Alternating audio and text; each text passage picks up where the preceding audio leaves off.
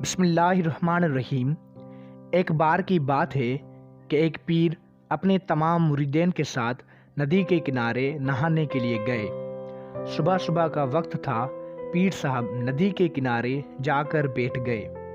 अब पीर साहब को बैठा देखकर सभी मुरीदीन को लगा कि उन्हें भी अपने पीर साहब की तरह कुछ देर के लिए बैठ जाना चाहिए। पीर साहब सिर्फ मुसलसल नदी को ही देखे जा रहे थे और सभी मुरीदीन ये देखकर थोड़ा सा हैरान और परेशान हुए।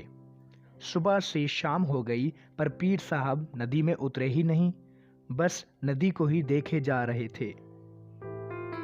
सभी मुरीदीन ये देखकर बहुत हैरान हुए, पर पीर साहब के सामने कौन बोले, ये सोचकर सभी चुप बैठे रहे।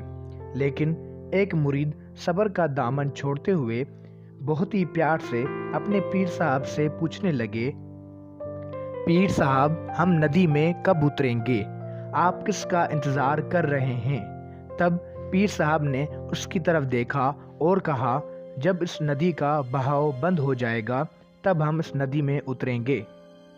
सभी मुरीदीन ये जवाब सुनकर हैरान रह गए। वो एक दूसरे को देखने लगे। बात उनके समझ में नहीं आ रही थी। फिर एक और मुरीद ने पीर साहब से कहा, पर पीर साहब, ऐसा तो कभी हो ही नहीं सकता। ये नदी है, इसका बहाव कैसे बंद हो सकता है? ये नामुमकिन है। फिर पीर साहब थोड़ा सा मुस्कुराए और बोले, यही है आज का सबक। ये ज़िंदगी बिल्कुल इस बहती हुई नदी की जैसी है जो कभी किसी के लिए नहीं रुकती, मुसलसल बहती रहती है और आगे बढ़ती रहती है। अब मर्जी तुम्हारी है कि तुम नदी के साथ आगे बढ़ते हो या फिर एक ही जगह पर डर कर, हार कर, घबरा कर बैठे रहते हो। इस नदी की बहती हुई लहरें बदलते हुए वक्त की तरह हैं और वक्त चाहे जैसा भी हो, अच्छा हो या बुरा, बदलता ज़रूर है।